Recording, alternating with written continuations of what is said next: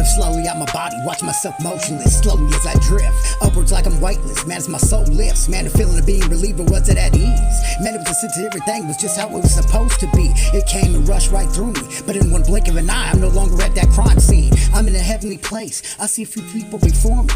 One was this rich old man. He began yelling and screaming and telling them to bring it back.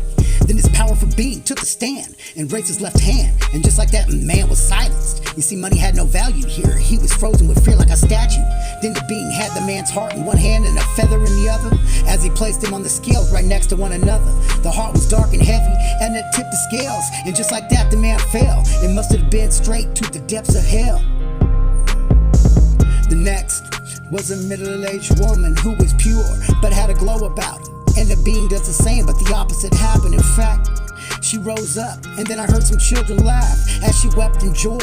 Man, it was her daughters that passed away in that same car crash. They joined hands and were greeted by, must have been a dozen or so, other people. They welcomed her. Man, it was a family, you could tell, because they resembled one another. And I came up, and it was my turn. I felt the flash, and I'm at the crossroad. Which way do I go? Which way do I turn? Man, the left was the obvious path, for it had the easiest of terrains, and it was the shortest distance. But the right just felt right inside. Man, it was rugged, but the view was so stunning. So I just chose the right path and took off running. Then a flash, I was put right back in my body. It was an hour or so before I was killed.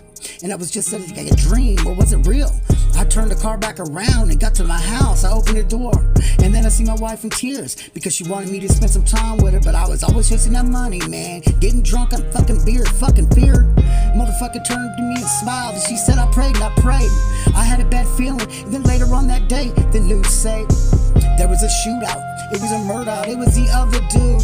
It was the one I was supposed to make the drop off to. That very moment I knew, when you hit the crossroads, which way do you go? When you hit the crossroads, which way do you go?